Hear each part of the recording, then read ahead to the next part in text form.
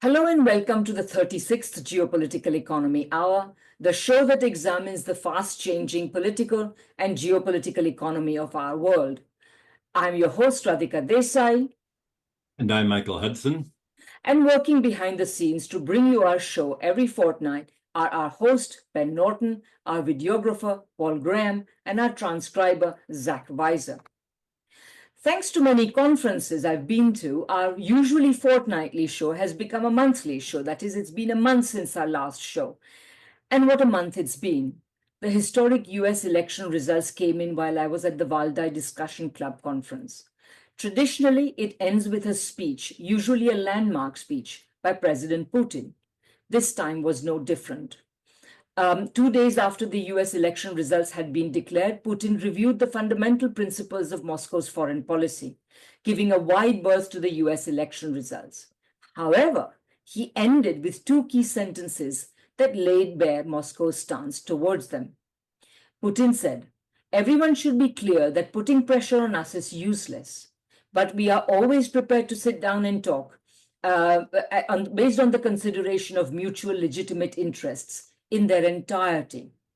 In that case, there may be little doubt that 20 years from now, in the run-up to the 100th anniversary of the United Nations, future guests of a Valdai Club meeting will be discussing much more optimistic and life-affirming topics than the one we are compelled to discuss today." That was what Putin said at Valdai. The US election results were followed by the almost immediate collapse of the German government. A Western discursive shift from the illusion that Ukraine could defeat Russia to talk of a negotiated end to the conflict, even with territorial concessions, announcements of layoffs in German industry, which picked up pace at a funereal drumbeat, Trump's cabinet appointments, the resumption of the Syrian conflict, the apparent ceasefire in between Israel and Hezbollah, which were almost immediately violated, a Georgian attempted color revolution, the Baku COP meeting, the Sri Lankan elections that brought a Marxist to power. The list is very long. Indeed, in retrospect, the liminal period between the US presidential election in early November and the US presidential election in late January was bound to be rocky, and so it is proving. Our conversation will likely touch on many of these topics. However, for the leitmotif of the conversation today, we've chosen a topic we've been meaning to cover this year: the 75th anniversary of the Chinese Revolution, which most of you know took place in 1949. For if the US's destructive and malevolent presence can be seen in each one of the events rocking the world today, so is China's constructive and benign one.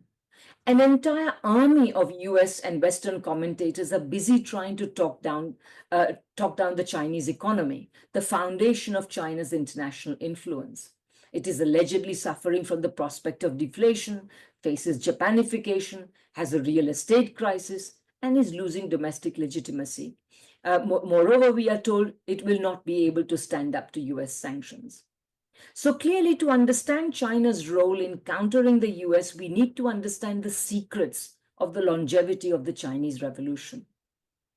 To do this with us today is a familiar guest, Professor Mick Dunford of Sussex University and of the Chinese Academy of Sciences. Mick, as you know, is a geographer and a scholar of China.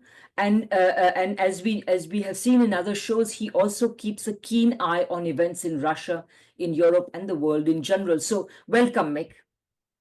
All right, thank you very much, Radhika, and thank you, Michael. It's a great pleasure to join you again. Yeah, we're really pleased to have you. And I want to start, Mick, with a very important article you wrote recently, in which you provided a framework for the understanding of the history of revolutionary China's success along two parameters. One was about how China's development has been determined by the interaction of internal and external constraints within, and these constraints caused regular crises, but China had to operate within them. And the other parameter was exactly how the how the Communist Party of China experienced these crises and these constraints and responded to them. So perhaps you can start us off by laying out briefly how you understand China's achievements. Okay. The article deals with the way China was transformed from what was virtually the poorest country in the world to an upper middle income country. Can you show that little slide, please, Radhika? Absolutely. Half a second. The point I want to make is that in an era when China was embargoed by the United States, until the Nixon visit in 1972, as this chart shows, China actually grew on average at 6.3% per year, compared with 5.6% in the global south, excluding China. And of course, faster than the world grew at 4.7%. So China in that period performed better than the overwhelming majority of global south countries. After 1980, the chart on the right shows that China actually grew at 9.3% per year. It's an average up until 2020, compared with 3.1% globally. But the rest of the global south, excluding China, grew just at 2.9% per year. So in this case, there was an extraordinary difference. What in a sense happened is that through this era, China first went through a process of Kaifang, reform and opening up, establishing household responsibility system, TVs, and so on, with the aim of letting some people and some places get rich first. And then from 2010, you see the Obama pivot to the Pacific, and the United States starting again to seek to constrain and restrict China's development. So in that period, one can say that 2012, in a sense, 2013 represents a turning point, the start of a new era, Xi Jinping coming to power in China. And after that, China launched the BRI. It accelerated its internationalization and its engagement with the rest of the world. And it's designed what it calls a sort of a new path of Chinese modernization, a path that is radically distinct from the path that Western civilization pursued. And the aim is that at the end of this process, China will actually have reached the end of the primary stage of socialism and established a rejuvenation of Chinese civilization. So one can identify these three broad phases. And the point that I try to make is that on the path, on the way, it encountered very, very many problems and contradictions, internal and international problems. And at each stage, what happened was that it actually engaged in processes of reform, right? The establishment, if you like, of new modes of regulation that were basically designed to deal with these contradictions and enable China to move forward. So, if I just give a couple of quick illustrations, at the end of the 1950s, China was confronted with a situation where the relationship with the Soviet Union was deteriorating.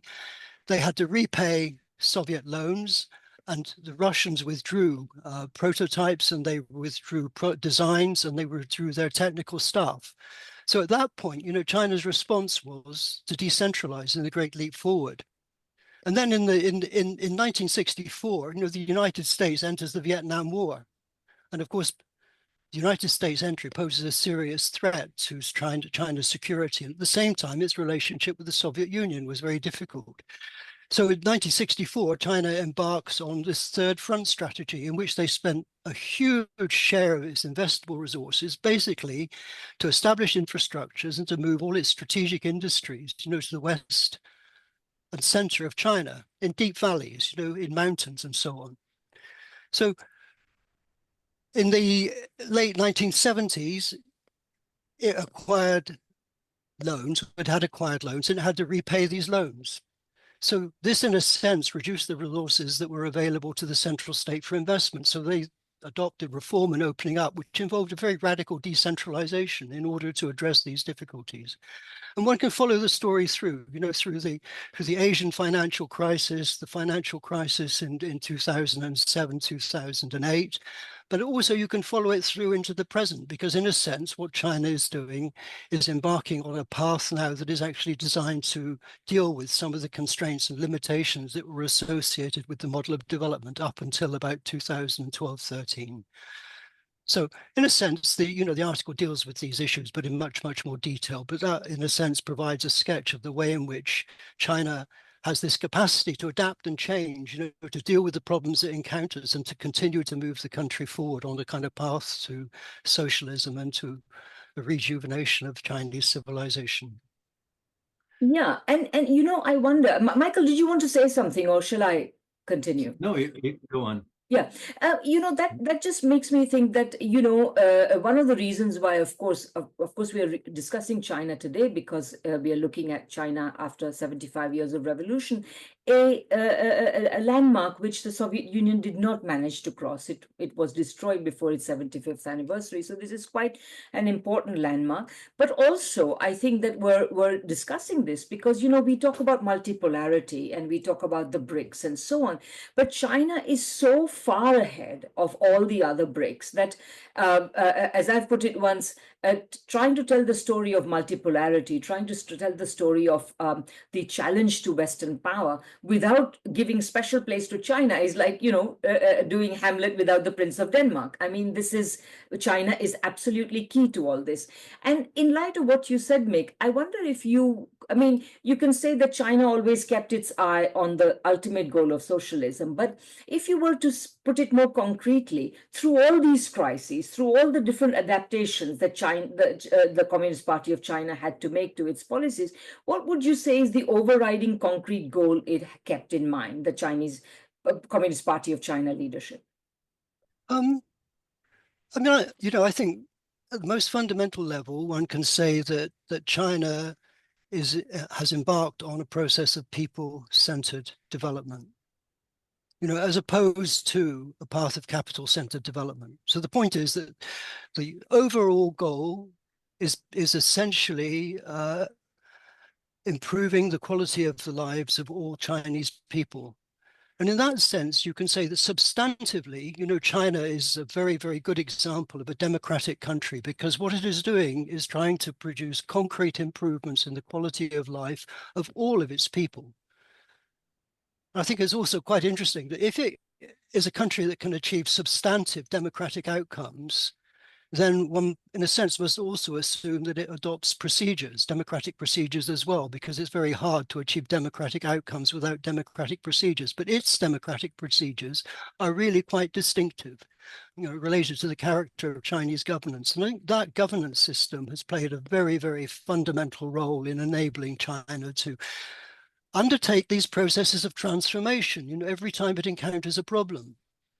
The irony in what you're saying is that the only way to have this obviously democratic aim of helping raise living standards is to have a strong enough state to resist the special interests. And what China did was, from the very beginning, get rid of the landlord class, and it never did have a financial class of special interests. And because China kept money as a public utility, money and credit in the central bank, it didn't have the special interests that have prevented real democracy in the United States. So the irony is that when you have democratic elections that are controlled by the Democratic Party and the Republican Party, which are controlled by Wall Street and the special interests, you don't have a democratic outcome. You need a strong enough state to prevent these special interests from preventing a democratic outcome. That's the irony.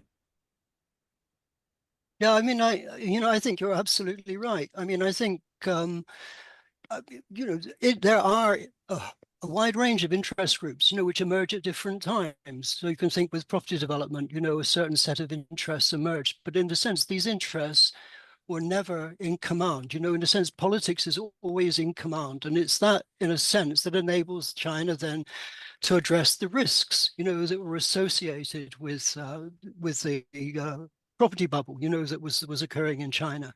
So this is the sense. So they introduced these 3 red lines, right, to avoid, the financial risks that were associated with. So this is absolutely critical. It's the idea that a government, that is acting in a way which is designed to improve the quality of the lives of all Chinese people is in a sense in command, but also has this capacity to change, to identify problems and then to find, through a process of negotiation, discussion, experimentation, to start to find solutions and ways forward when they encounter these difficulties. This is very interesting because the question Michael raised and the way you answered it give rise to 2 distinct questions in my mind. So the first question is, as Michael rightly said, during the Chinese Revolution, the Communist Party destroyed the most important obstacle that there would have been to implementing some kind of socialism, and that was the landlord class. There wasn't much of a bourgeoisie. There was not much of any other major interest. But since that time, and since reform and opening up, partly given the nature of technology, what technology requires, which is the creation of very large productive infrastructures, there has inevitably arisen essentially a corporate capitalist class. Such a class exists in China because very large corporations must exist in China. So what exactly, and very often when I'm asked, what is the difference between China, isn't China capitalist? China has all these big capitalist companies in it. And I said, yeah, I always explain that, yes, in China, there are many capitalists. In China, there are many really, really rich capitalists. Yes, they are very politically influential. They even belong to the Communist Party. But what's the difference between China and the US? The difference is that in the United States, the corporate capitalist class controls the state, whereas in China, the state controls the corporate capitalist class. But can you reflect a little bit on how this is managed? And then maybe after that, I'll come back with my second question. Well, I mean, I think it's essentially managed through regulation. So I gave the example of the property bubble that occurred, the inflation in house prices, the risks that were associated with the property market and the kind of potential financial instability that was generated by the way in which these companies were financed. So in this case, I mean, they just introduced these basically 3 red lines, which actually impeded, the conduct of these companies. At the same time, they adopted a whole series of measures which are actually designed to try to reshape, the housing market so that it is more oriented towards providing houses for people to live in, rather than the kind of speculative gains that were to some extent coming out of the way in which the housing system was working up until that point in time. I mean, you think about Ant's decision, to try to establish a kind of financial arm. And what they wanted to do was to basically use leverage resources in order to provide loans at very high rates of interest to extremely vulnerable young people. Well, I mean, that flotation was effectively stopped. So it's this capacity, to act, in order to cope with some of the risks that are posed by some of the transformations of which you spoke. And I think, you saw this explosion of inequality. I mean, that's a very good example. Through the reform era, you saw very, very strong increases in social inequality, movement in the direction of a very high Gini coefficient. You saw urban inequalities increased. You saw regional inequalities increase. I mean, after the Asian financial crisis, I mean, China introduced major programs for rural development. The new socialist countryside and the provision of infrastructure into rural areas, in order to enable rural communities to develop economic activities that could enable people to improve the quality of their lives. They introduced programs for the development of Western China, Central China, Northeastern China, which is an area that posed in many ways greater difficulties. But very quickly, if you then look at the trends in the relative performance of these different parts of China, you actually see a turning point. So it's astonishing, that these measures are introduced, and yet almost immediately, they start to have quite a significant effect. I mean, that was pushed forward, with the increased emphasis upon the whole notion of common prosperity, you know, the idea that in fact Chinese development has to lift. Well, in the past it did largely lift all people, but it has to, if you like, move in the direction of greater equity, expand the size of middle income groups, reduce rural urban gaps, and so on. So I think it's basically, you know, through the fact that these whole processes of policy formation actually occur within the context of, you know, the institutional system and the governance system of China, the political organization of China. And you know, they're always prepared, if you like, to act against, you know, powerful interests and powerful lobbies, you know, and that's a huge contrast, I think, with the Western world. But I mean, sorry, if I may just press the point a tiny bit, what makes it possible for the Communist Party leadership to control big capitalists in the way that they do? Well, I mean, they've got a large state sector to start with, all right? And the state sector plays a very critical role. I mean, it accounts for something like 38% of total capital formation. This is recently, all right? Recently, the private sector accounts for another sort of 39%. So that's the first thing. I mean, so this is a state-controlled sector, you know, which is in a sense in control of the main strategic sectors of the Chinese economy. So I think that's the first thing that's very, very important. I think, you know, beyond that, I mean, I think you have had the development of a large private sector, but I mean, there's a, you know, I think many developing countries confront a problem, you know, which is that if you look at what happens, they develop, but then you start to see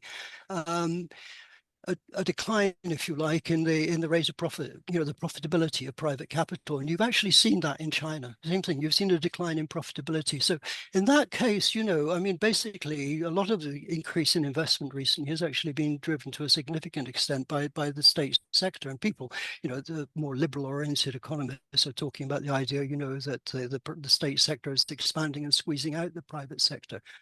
That is actually quite interesting, you know, because what that means is that, you know, the private sector won't invest if it's not profitable. But, you know, you have a state sector where if there is insufficient investment, you can actually use the state sector in order to increase the rate of investment. So they have these sorts of measures, you know, but I mean, once you get these investments, they actually then, you know, create, I mean, investment opportunities for others, because I mean, sort of classic examples are many of the major investments in infrastructure and the way in which that, you know, has enabled people in rural areas and the countryside, you know, to start to commercialize local products, to actually sell them on the internet and so on. So these things then spill over and generate lots of but economic activity more generally through the economy. So I think, you know, these instruments. And I think the other thing I would say, just one other thing I would say, you know, often there's this notion market versus state. To me, you know, China is actually a plan rational state which uses market instruments. So you have basically the 5-year planning system, but I mean, you actually have all kinds of strategic planning, urban, rural planning, regional planning, and you have much longer sort of strategic plans. So these plans, in a sense, are providing guidance. And then in order to achieve these objectives, a whole range of market instruments are used. So I think that's also one of the significant ways in which the direction in which the Chinese economy is guided can be put into effect. And in fact, I mean, thinking along the lines that you have opened up, I would also add a couple of other points. One is that I think the Communist Party state is also able to shift the balance between big capital and medium and small capital as and when necessary. As you say, it open up opportunities for other capital. So that would be an additional point. And then a further point would be that, of course, in China, bulk of the financial sector is state-owned. And they are able to control credit and essentially direct, you know, whereas in the United States, it is not state-owned. And then finally, politically, I think the political point that needs to be made is that in China, the Communist Party does not need the operation of the democratic procedures that you mentioned in China does not require funding by big corporations in the way in which it is required in the United States, and this will allow us to segue into discussing the transition in the United States in a few minutes. But I would add those points, but I would also say that, of course, the party state remains, in a certain sense, reliant on its legitimacy among the common people. And I think that is also what gives it a greater autonomy than it would otherwise have. Whereas in the United States and in most Western countries, essentially, the winning of elections is now more or less a function of a lot of money and media manipulation, and the broad legitimacy among the people does not matter. Yeah,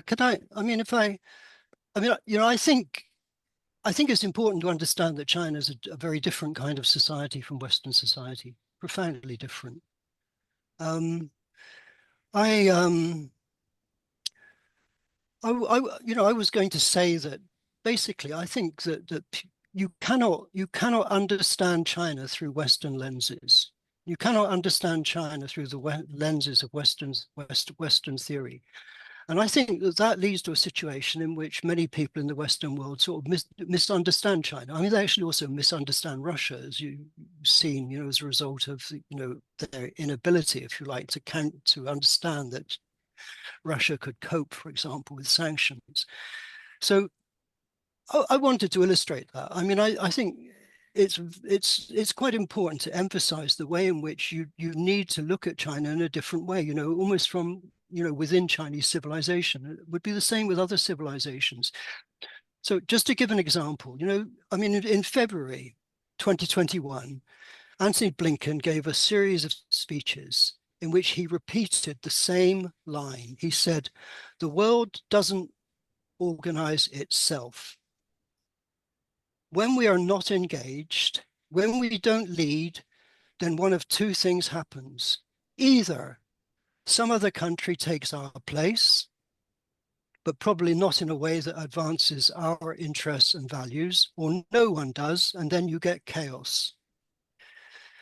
Now, I mean, it's clear that the existence of a hegemon is incompatible with the sovereignty and equality of nations. But the important point is that it is not the case that chaos prevailed in the absence of a hegemonic power. I mean, if, for example, you look at East Asia was largely at peace for 300 years until 1894. China was at peace, this was with neighboring countries, for 500 years. So in that era, in East Asia, there was a polycentric gongsheng, I say symbiosis, interstate system that was characterized by a set of principles and codes of conduct relating to interstate relations that basically delivered very, very long periods of peace and of trade and of tribute trade among these countries. So, I mean, the important point is, that this experience is basically related to a central Chinese concept of harmony. So in discussing international relations, China thinks in terms of this concept of harmony, not in terms of anarchy or in terms of chaos. So this concept is embodied in a whole series of Chinese concepts like Guanxi, right, Tianxia, all under heaven, and so on. So, I mean, to give you an example, if you say what does Guanxi means, it basically is reflected in something that Confucius said. He said, if you want to establish yourself, help others establish themselves. If you want to be successful, help others be successful. Symbiosis means the existence of the self in relation to others. So the point is, that they have a completely different starting point in thinking about the way in which the relations between states can organize themselves. And they think that chaos is not inevitable, that countries can seek to work cooperatively together. So you're dealing with a profoundly different worldview. And basically, people in the Western world simply cannot seem to understand this. It is very, very striking. So you need to understand these ideas in order to understand China, in order to understand what Xi Jinping says, because you just listen to what he says. it is imbued with these principles and these notions every time he speaks, imbued with them. So in that sense, they're central. So if you cannot understand them and cannot engage with them, you're not going to understand China. Absolutely. And I I think want to say, come back to that, but I think, Michael, you wanted to say something. Well, that was earlier when we're discussing about the market. So I'll return to that when we discuss real estate.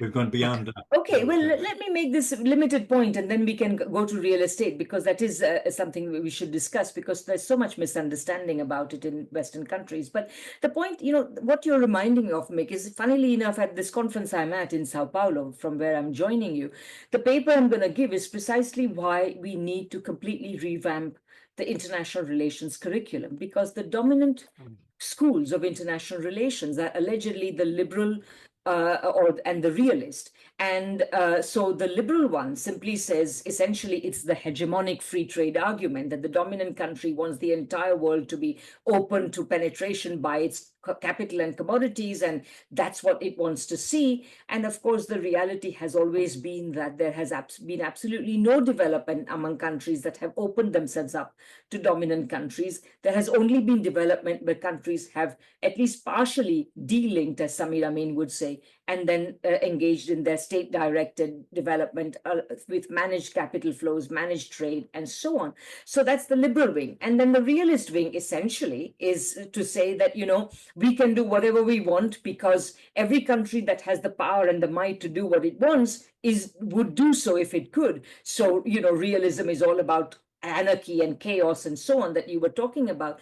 But the fact is that it is not all countries that behave like this. It is the core capitalist countries that have historically behaved like this. And the entire field of international relations is distorted in order to make their actions look natural and every other action look either unnatural or impossible. Michael, sorry, you want to get in. Please go ahead.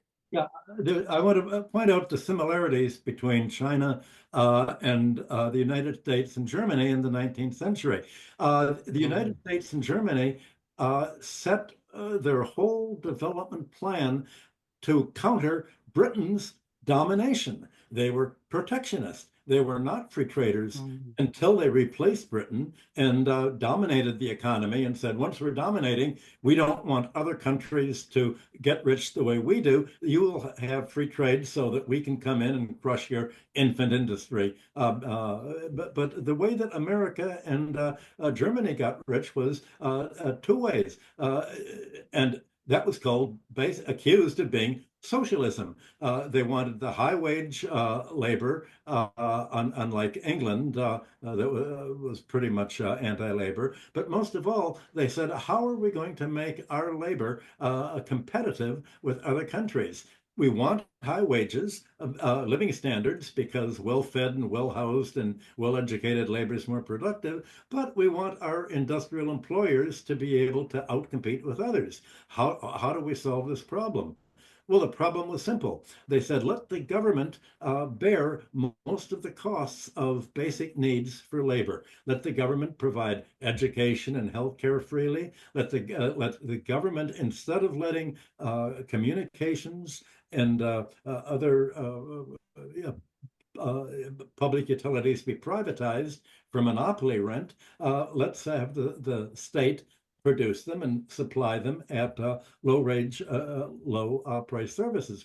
That's exactly what China's doing. You could say that China has picked up the same line that, in many ways, that American and German industrial capitalism took off in protecting itself against the rest of the world. And the other way was to prevent special interests. And that's when I want to go back to what Mick said about markets. It's true that China prevents special, we'll call them rent-seeking interests, special monopolies, special power centers outside of the government. But what it has not prevented, that classical economics was all about preventing, was not special interests of individuals or companies, but the market dynamics. The one thing that China has not done that was the focus of classical economics in the West was to cope with rising land prices by taxing it away. the aim of Britain, Britain's free markets was free of a landlord class. You wanted to get rid of the landlord class. You wanted to tax the economic rent, and that would prevent an idle rich nobility from collecting it. But by taxing the increase in rent, you would also keep down prices. Well, China has not focused on taxing the land prices that began to lead the population to do as President Xi said, to look at housing as an investment vehicle instead of a place to live. It hasn't figured out the Western 19th century solution is, well, if you tax away the rise of the rental value, then it will not be paid to the banks as loans to buy rising housing prices, and you will not create the free lunch of land rent. China became a kind of free lunch economy of land rent that the owners didn't do anything to increase. It's just the rise of prosperity, the rise in social infrastructure, all of the things that increase the rent of location for particular cities. That's really the problem that that it's trying to cope with now. And I think you'll get into that later when you're talking your charts. Well, I mean, I think it's important to say, that I mean, land is either owned by the state or by collectives in the countryside. Yeah.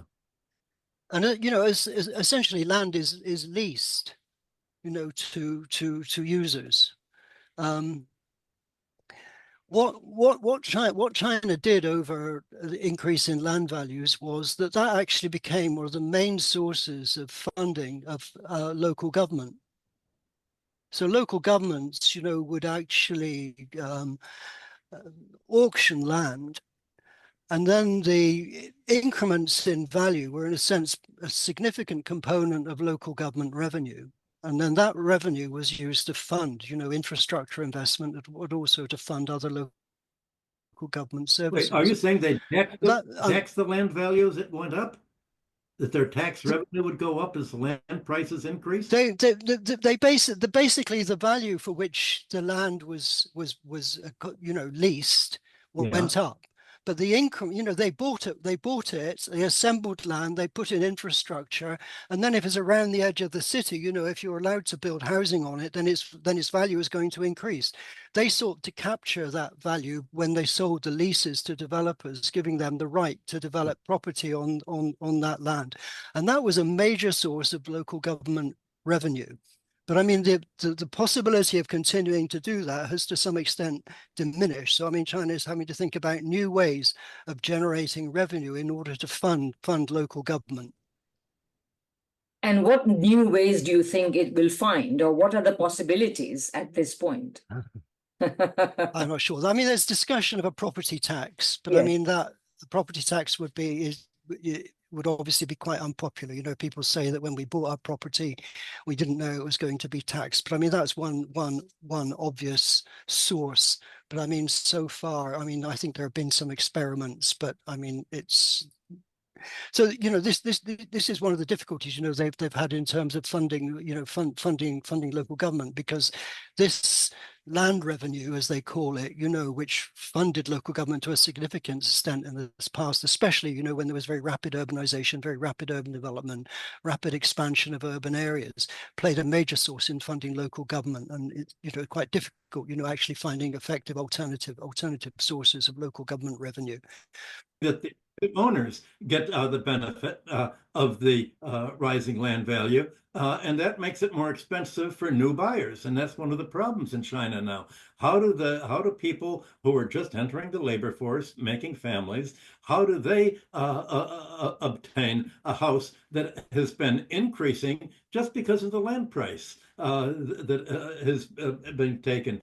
Have a split between homeowners and developers on the one hand, and the rest of the population on the other. This was what the whole 19th century discussion about land rent and value and rent was all about. Exactly. I mean, taxing away taxing away all rentier incomes, which would be partly, which would be this kind of income or this kind of capital gain, is certainly central, I should say, central to any fair society, socialist society, etc. And I think that you could probably justify a property tax initially, in at least two ways. Number one, if revenue was generated largely by selling this land to developers, then the realization of the value, I mean, insofar as revenue was raised in this way, the burden of the revenue falls disproportionately on one section of the population and not on the other. So a property tax which is broader would be fairer, and it could be introduced in a very light way. Like, we are only going to tax you to the extent of 0.01% of the value of your property and so on. And you introduce it in that way. And then gradually the population gets used to it. Something like that. I mean, it could be possible anyway. Well, if you don't do that, then the increase in the property price will be for a new buyer will be paid to the the banks, and you'll have an increase in debt, and that's exactly what the problem is happening now. The increase in indebtedness. That's what you want to prevent. And in terms of the domestic local finance, you could have America solve that problem by having revenue sharing. Beijing now that the ability to sell local land to privatize to developers is pretty much reached a watershed. The government can now simply create the money like other countries do and give it to and use that to finance local budgets instead of forcing the governments to sell off the land to have this whole developer land price rise that's been occurring. Well, okay, but they lease the land. They didn't sell it. They sell a lease. That's right. They I mean, still retain ownership, but they sell a lease. Yeah. And in selling the lease, they appropriate a lot. They did appropriate a large share of the increase in value that was associated with changes of use. How did they a large share was appropriated by the government. Is they, I can give you an example. These interesting experiments. I mean, in the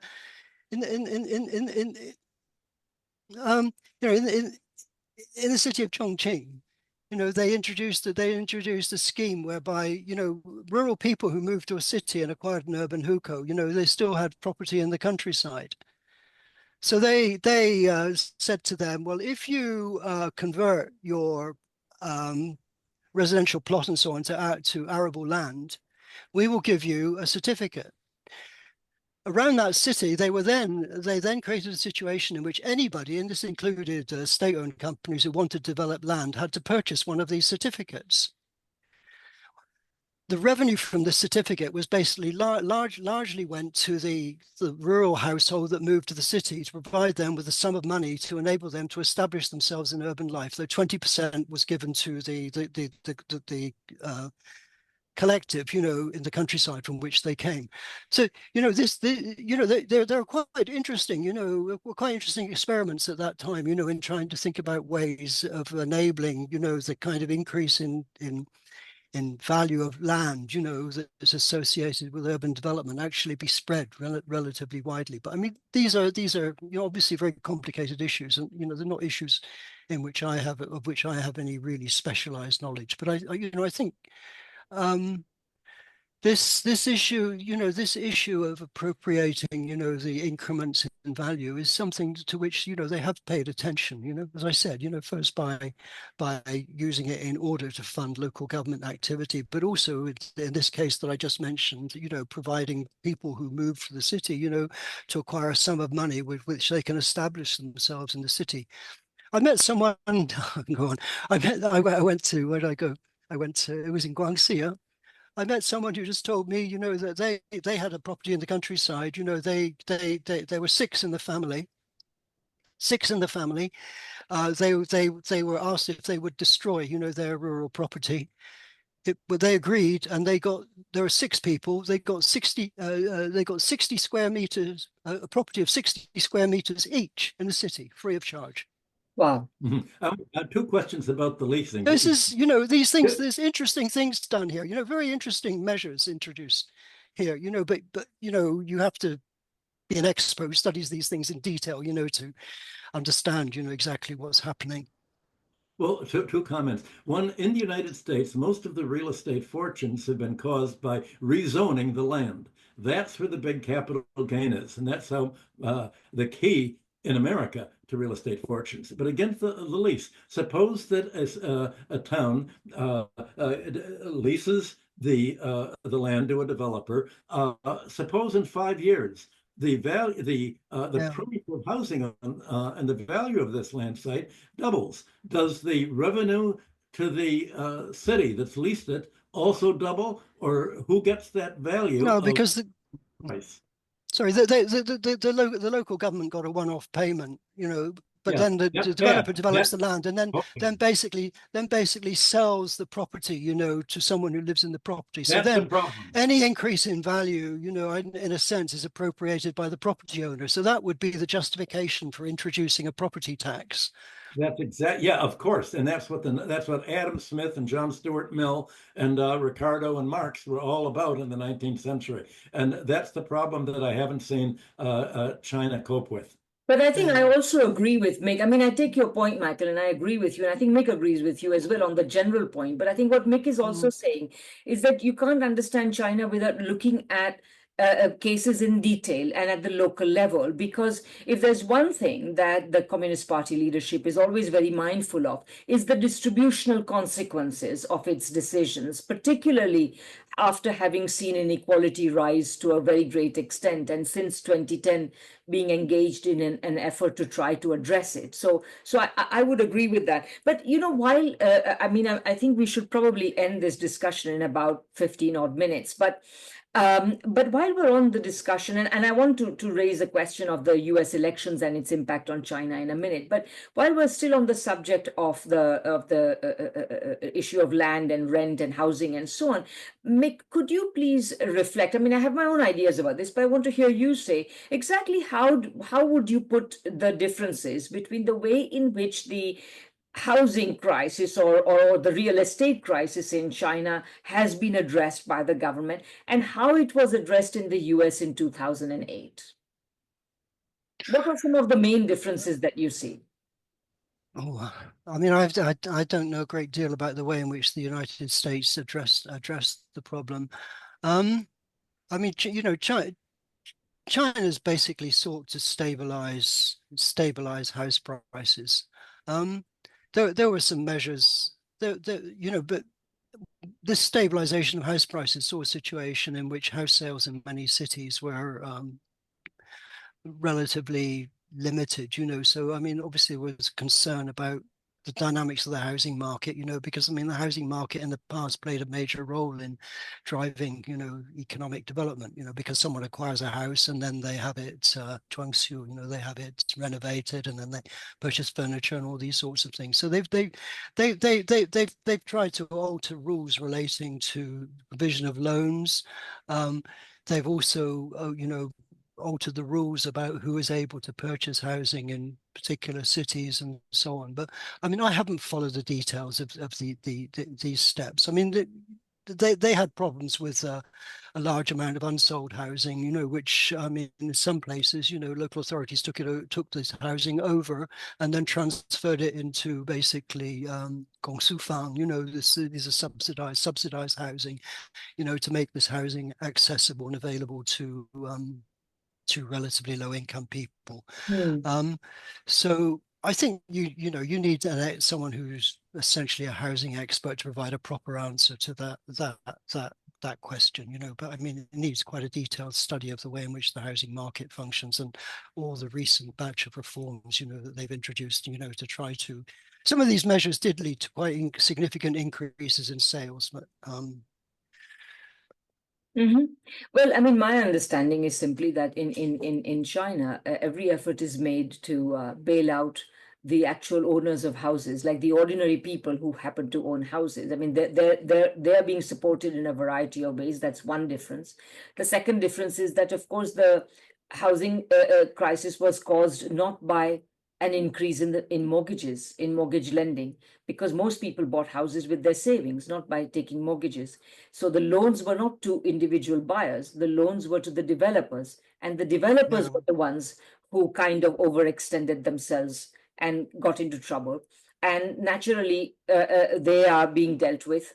And it's not like, and I think they're being dealt with in a way as to ensure the building of enough housing, social housing, etc. So, I mean, to me, there are a lot of differences. But yeah, I mean, did you want to add anything, Michael, before I go on to No, our final question? Okay, well, we've stated what the issue is.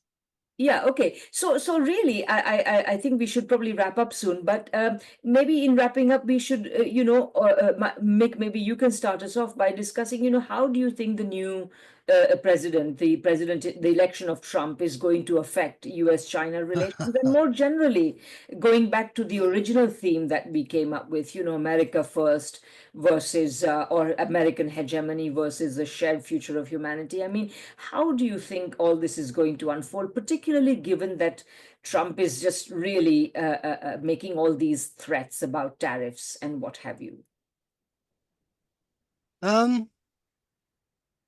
I honestly think one has to wait to see what he does, quite honestly.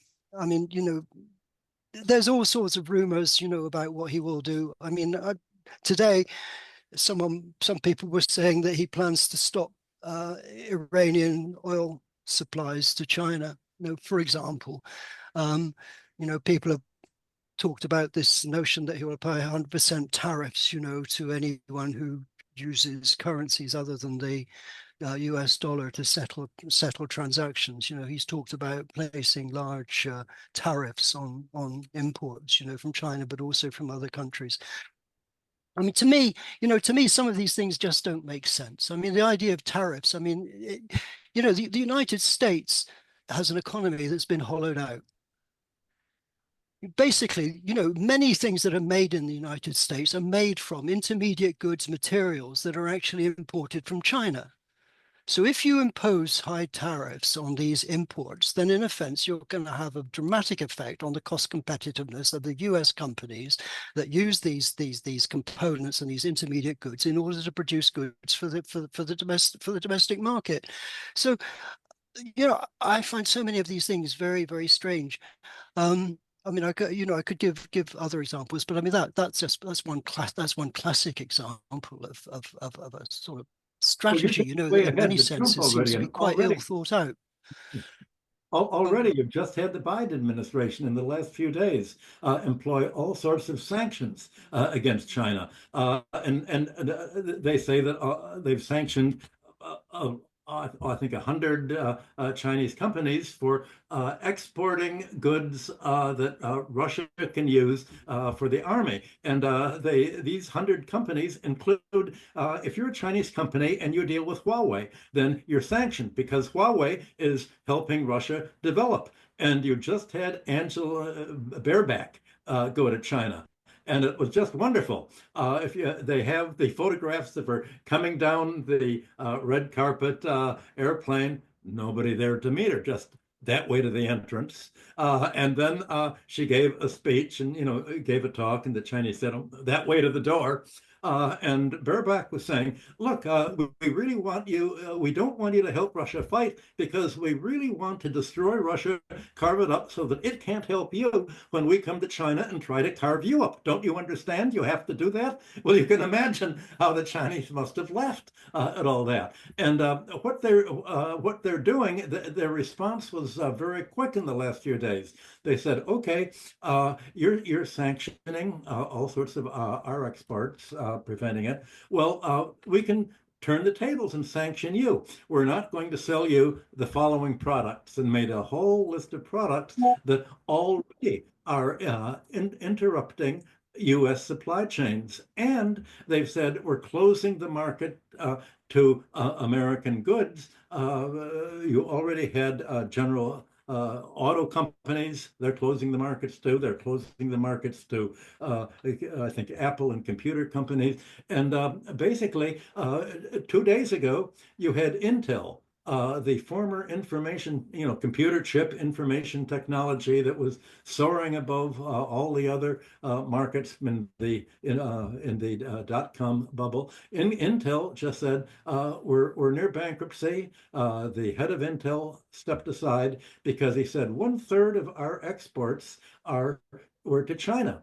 the China market is what enabled us to make profits, which have been increasing our stock price. But now that the Biden administration said we can't sell computer chips to China because they may use it to make arms, help Russia make arms, we've lost the market. We're broke now. And if China, needless to say, is reading the newspapers and says, well, okay, if we can cut back gallium exports and aluminum exports and raw rare earth exports that they've just done, they've stopped it because they said all these exports we've been doing to America helps America wage war against us and against China. They've turned the tables on America. And because America, as you just pointed out, is deindustrialized, when China stops exporting to the US, the impact is much stronger than the US saying, we're not going to send you essential goods because we don't make any. They don't make that many, a wider range of essential goods anymore. So this is what we're happening now. The Chinese are just doing a mirror image of the United States, and it's backfiring.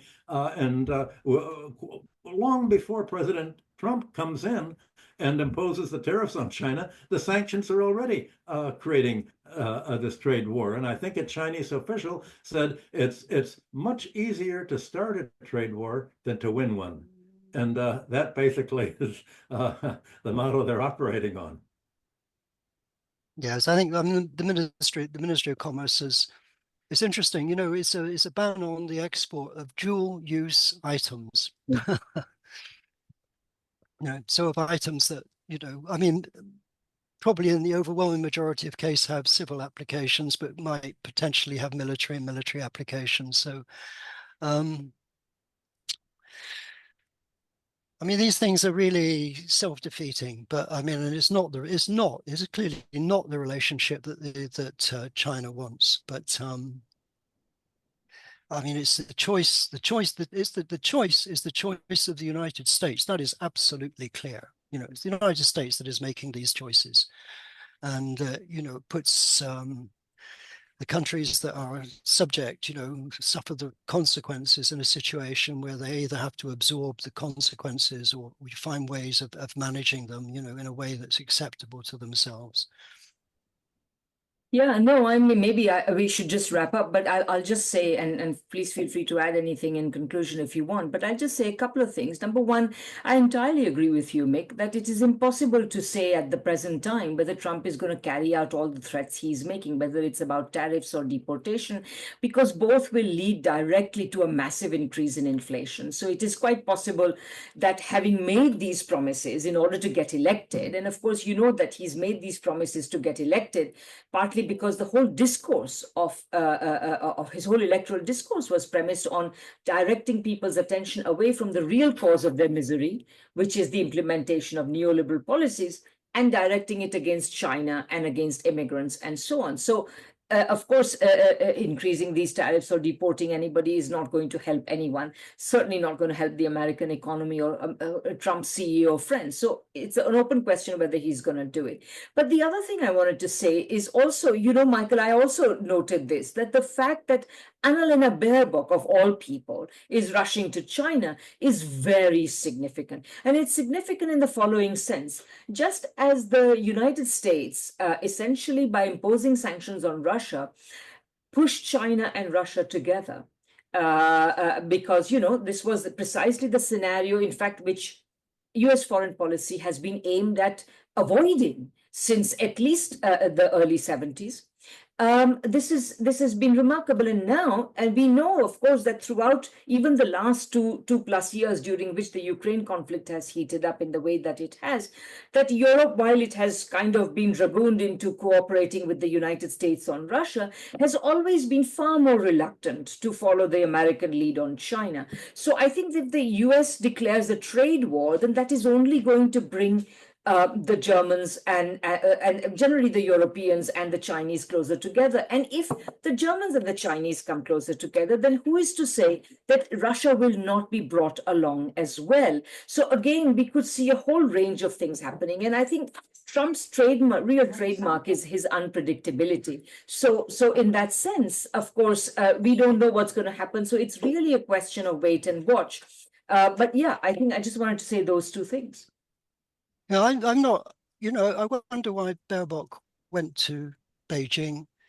I mean, what I've seen reported is that she went, to lecture China, alleging that Russia is achieving extraordinary success in the Ukraine conflict as a result of Chinese support.